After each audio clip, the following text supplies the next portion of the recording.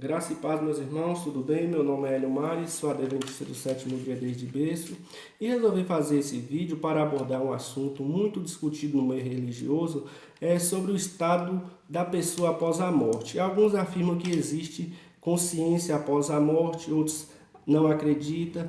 E pensando nisso, eu resolvi ter um aprofundamento muito grande em relação a esse assunto com base na Bíblia. E hoje, depois de vários meses de aprofundamento nesse assunto, hoje eu tenho a plena consciência do que realmente acontece no mundo espiritual. E queria convidar vocês a assistir esse vídeo até o final para que vocês possam compreender o que realmente de fato acontece no mundo espiritual. Nós como adventistas não acreditamos que realmente existe vida após a morte. Alguns até cita a doutrina do espiritismo, outro do purgatório, para descartar qualquer possibilidade de vida após a morte. Eu não acredito nem no purgatório e nem no espiritismo, eu só acredito no que realmente a palavra de Deus diz. Então eu queria ler 1 Reis 17:17. Eu não vou ler todo o texto para que esse vídeo não fique muito longo. Mas aqui conta a história de um filho de uma viúva que morreu e Elias ressuscitou esse menino. Eu vou ler só os detalhes do que realmente aconteceu. Então, estendendo sobre o menino 3 vezes, e clamou ao Senhor e disse: Ó Senhor, rogo-te que a alma desse menino torne a entrar nele. E o Senhor ouviu a voz de Elias, e a alma do menino tornou a entrar nele. Com base também em Gênesis 35, 17 e 19, onde diz: Aconteceu que, tendo ela trabalho em seu parto, lhe disse a parteira: Não temas, porque também este filho terás. Aconteceu que, saindo-lhe a alma, morreu. Ele se chamou de Benoni, mas seu pai lhe chamou de Benjamim. Então, meus irmãos, aqui temos uma clara certeza que após a morte, de fato, nós temos uma alma que sai do nosso corpo. Isso não é espiritismo, isso é bíblico, tá ok? Vocês podem ver isso claramente em 1 Reis 17:17 e Gênesis 35, 17 até o 19, para vocês comprovar que realmente, após a morte, nós temos sim uma alma.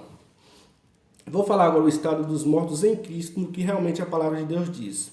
Aqueles que defendem o estado da inconsciência da alma aborda muito Eclesiastes 9, 5 e 6. Eu vou ler um pedaço para que vocês se recordem.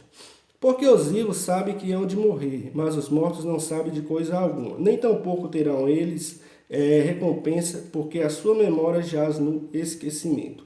Então, meus irmãos, aqui, para quem não tem um grande conhecimento bíblico, também descarta qualquer possibilidade de vida após a morte. Mas, irmãos, nós temos que entender que nós temos um corpo material e um corpo espiritual. Então, o autor aqui não está falando do corpo espiritual, ok? Está falando do corpo material.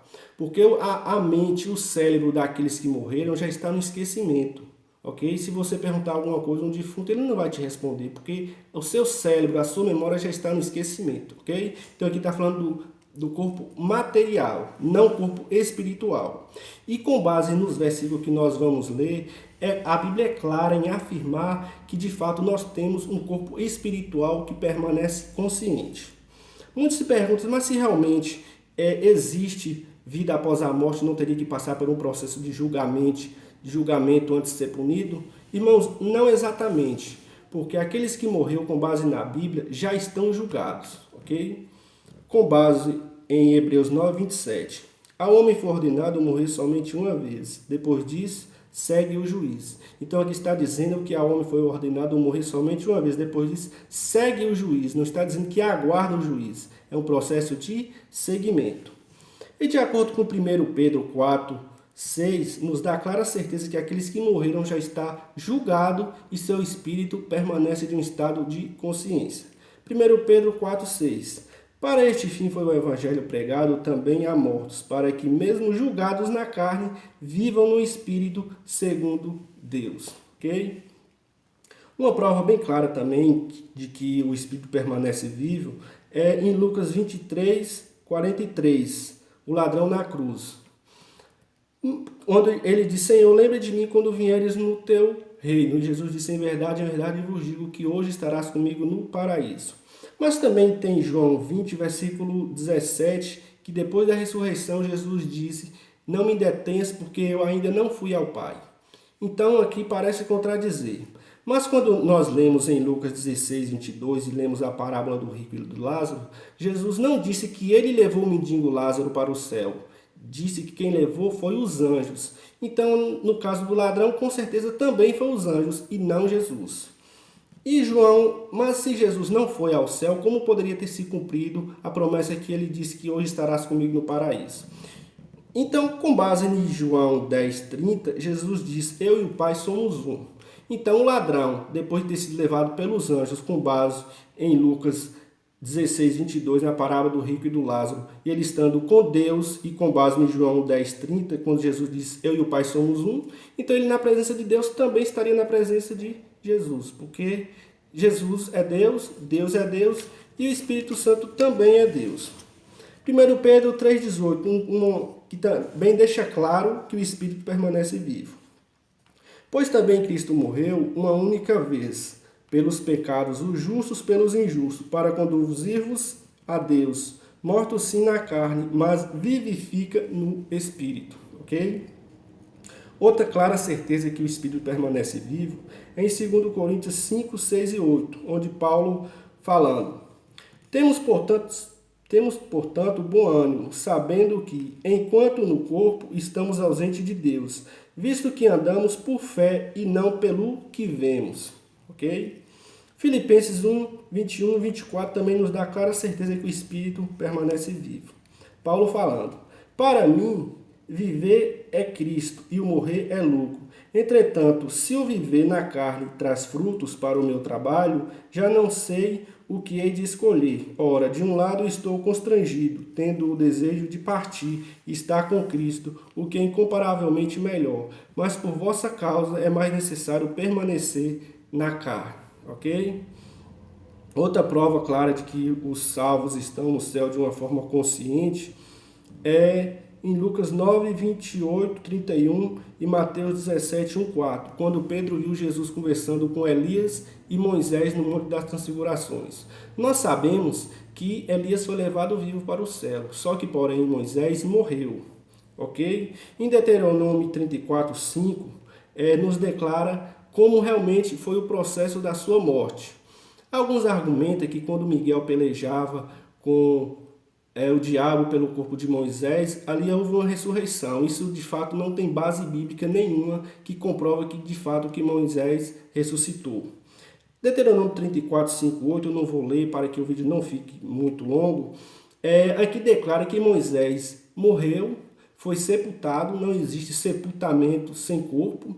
E depois de 30 dias Israel ainda estava chorando de luto por causa de Moisés. Então, aqui descarta qualquer possibilidade de ressurreição.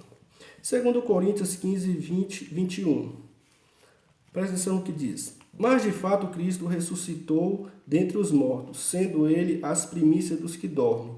Visto que a morte veio por um homem, e por um homem veio a ressurreição. Então, aqui deixa claro aqui que Jesus é as primícias dos que dormem, e não Moisés. Ok? Lucas 20, 37 e 38, que é uma prova clara que existe almas de pessoas conscientes no céu. É que os mortos hão de ressuscitar. Moisés o indicou no trecho referente à sarça, quando chamou o Senhor, o Deus de Abraão, de Isaque e de Jacó. Ora, Deus não é Deus de mortos, e sim de vivos, porque para ele todos vivem. Ok? Outra clara certeza de que as almas estão no céu de uma forma consciente é Apocalipse 6, 9 e 11. E havendo aberto o quinto selo, eu vi debaixo do altar as almas dos que foram mortos por amor da palavra de Deus e por amor do testemunho que deram. E clamaram com grande voz e dizendo: Até quando, ó verdadeiro e santo dominador, não julgas e vingas o nosso sangue? Então, meus irmãos, aqui é uma clara certeza de que as almas estavam no céu de uma forma consciente, ok? 1 Pedro 11, 17, que nós já lemos, comprova claramente que para aquela criança ressuscitar, dependia a alma entrar nele, ok?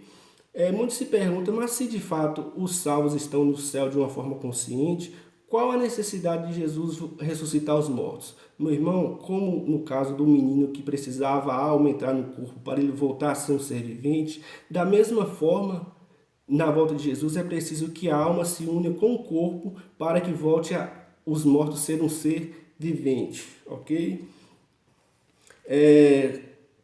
Em Ezequiel 37:3, nos dá uma clara certeza de como que esse é a forma que as pessoas ressuscitarão. Vocês podem ler aí Ezequiel 37:3. Eu não vou ler para que o vídeo não fique muito longo. Em Gênesis 35:16 também nos fala da morte de Raquel, uma prova clara de que as pessoas depois da morte vivem em seu estado de consciência. Eclesiastes 12, versículo 5. O pó volta à terra como era e o espírito volta a Deus que o deu. Provérbios 15:24. É uma clara certeza de que hoje existe um céu e um inferno. Provérbio 15:24. Para o sábio há o caminho da vida, que o leva para cima, a fim de evitar o inferno embaixo. Então aqui, a palavra de Deus não está dizendo que haverá um inferno, nem que houve. Está dizendo que há. Para o sábio há o caminho da vida, que o leva para cima, a fim de evitar o inferno embaixo. Muitos que defendem a doutrina da inconsciência da alma, mudou na Bíblia, nas novas versões atualizadas, a palavra alma por vida e a palavra inferno por sepultura. Nós sabemos claramente que a vida é um processo natural dos seres viventes e a alma é um corpo espiritual. E sepultura é para onde vai os mortos. E inferno é lugar de tormento, com base na parábola do rico e do Lázaro. Então, com base em Apocalipse 9:11, as almas que clamavam a Deus por justiça, a parábola do rico e do Lázaro, o ladrão na cruz, Moisés no Monte da Transfiguração, não deixa dúvida que realmente há pessoas conscientes no céu. Aqui Jesus também conta uma parábola aqui de um homem rico que produziu seu campo em abundância. Ele se gloriava pelos seus bens. Eu não vou ler todo o texto para que não fique muito longo. Lucas 12:16. E Deus disse: louco, esta noite lhe pedirão a tua alma. E o que tu tens preparado, para quem serás? Então aqui Jesus disse que alguém pediria a alma daquele homem naquela noite. Não está aqui dizendo de fato quem foi, mas com base em 1 Pedro 5:8, dá para a gente ter uma noção de quem foi. Sede sóbrio e vigilante, o diabo, vosso adversário, anda ao derredor como um leão que ruge procurando a quem possa tragar. Vou falar agora o estado dos mortos sem Cristo.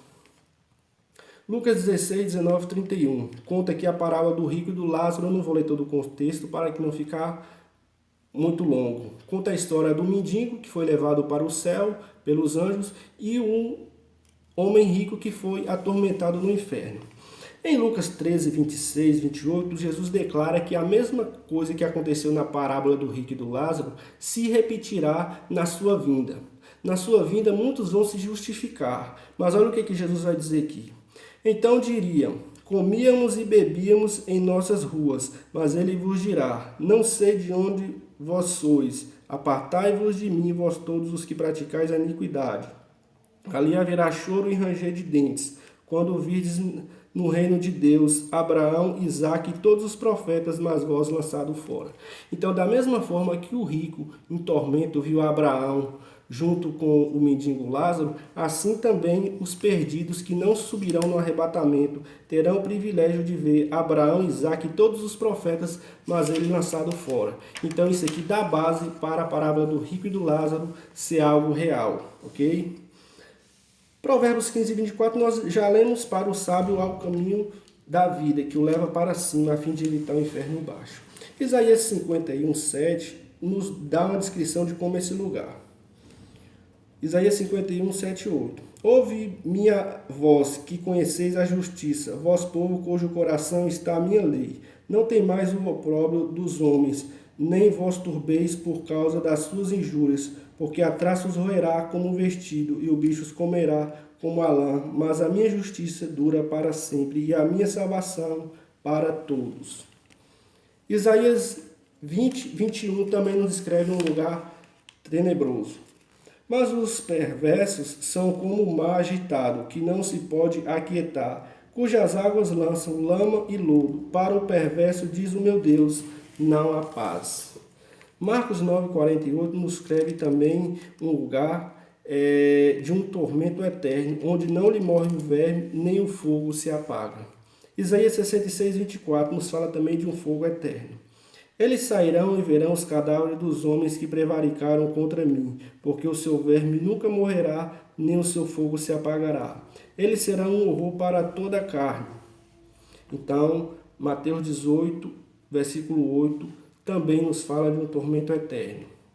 Porque se a tua mão ou teu pé te faz tropeçar, corta-o e lance para fora de ti. Melhor entrar na vida manco ou aleijado do que ter duas mãos e dois pés e serem lançados no fogo eterno. 2 Pedro 2,9.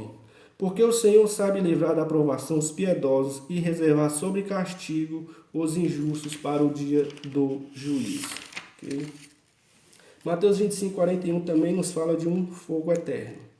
Então o rei dirá aos que estiverem à sua esquerda: apartai-vos de mim, malditos, para o fogo eterno, preparado para o diabo e seus anjos.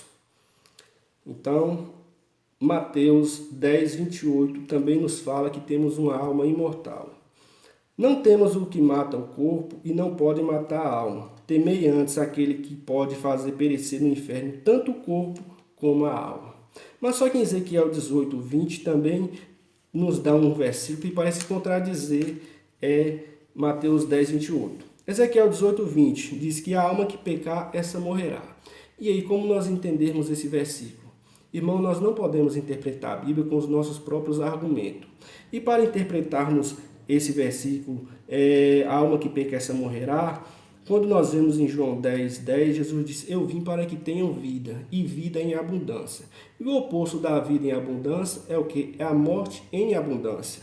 Então a alma que pecar, essa morrerá. Morrerá por não ter a vida em abundância. Mas mesmo na sua morte, permanece o seu estado de consciência. Vou dar um simples exemplo. Imagine que o homem está com a Ferrari a 300 km por hora.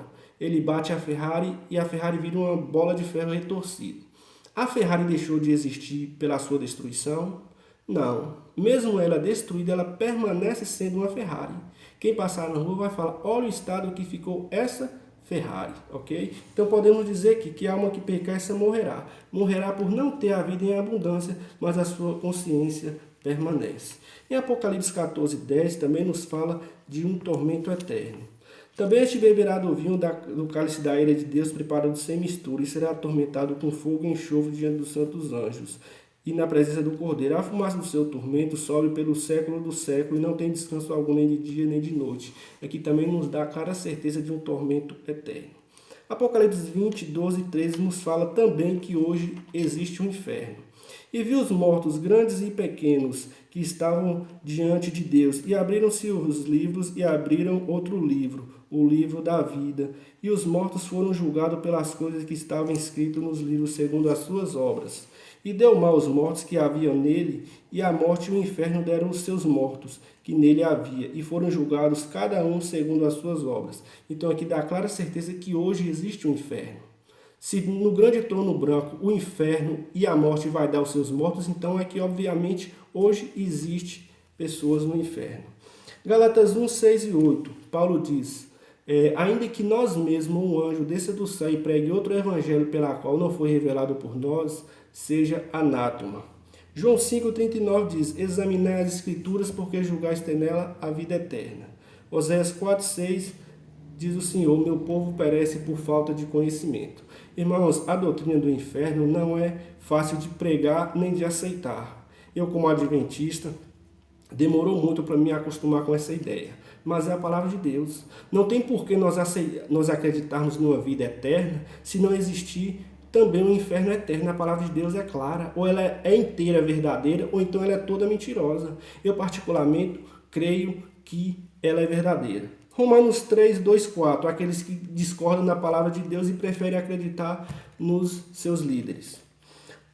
Romanos 3, 2, 4. Muito sobre todos os aspectos, principalmente porque os judeus foram confiados aos oráculos de Deus. E daí, se alguns não acreditaram, a incredulidade deles irá desfazer a fidelidade de Deus? De maneira nenhuma. Seja Deus verdadeiro e mentiroso todo homem, segundo sobre está escrito, para serem justificados nas tuas palavras e venha vencer quando forem julgados.